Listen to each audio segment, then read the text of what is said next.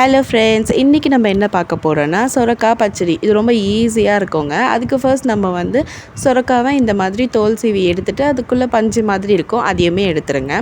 இப்போ இதை குட்டி குட்டியாக கட் பண்ணிக்கோங்க. இது ரொம்ப ஈஸியான ரெசிபி, ஸோ கண்டிப்பாக ட்ரை பண்ணி பாருங்கள், அவ்வளோ சூப்பராக இருக்கும்.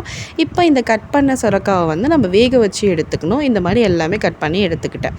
இதில் வந்து கொஞ்சமாக உப்பு போட்டுட்டு கொஞ்சமாக தண்ணி விட்டு இதை வேக வச்சு எடுத்துக்கலாம். இப்போ இது வேகிறதுக்குள்ளே நம்ம இதுக்கு தேவையான பேஸ்ட் அரைச்சிக்கலாம்.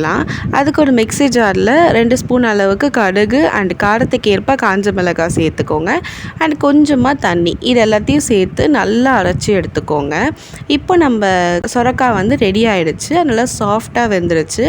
இப்போ நம்ம வந்து ஒரு 1/2 லிட்டர் அளவுக்கு தயிர் எடுத்துக்கிறோம்.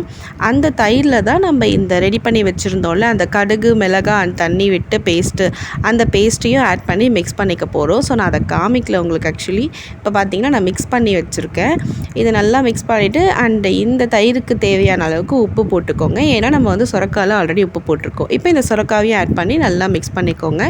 இதுக்கு தாளிப்பு வந்து கொஞ்சமாக எண்ணெய் விட்டு கடுகு கருவேப்பிலை இந்த தாளிப்பு போட்டிங்கனாலும் இன்னும் சூப்பராக இருக்கும். ஸோ அதனால் இதையும் தாளித்து சேர்த்துக்கோங்க. இப்போ நம்ம சொரக்காய் பச்சடி ரெடி ஆகிடுச்சு. ஸோ இதை நீங்கள் சாதத்தில் போட்டு சாப்பிட்லாம், இல்லை தோசை சப்பாத்தி இட்லி இந்த மாதிரி தொட்டும் சாப்பிட்லாம். அவ்வளோ சூப்பராக இருக்கும். ஸோ நீங்களும் ட்ரை பண்ணி பார்த்துட்டு எப்படி வந்துச்சுன்னு கமெண்ட் பண்ணுங்கள், லைக் பண்ணுங்கள், ஷேர் பண்ணுங்கள், சப்ஸ்கிரைப் பண்ணுங்கள். டாடா பாய்.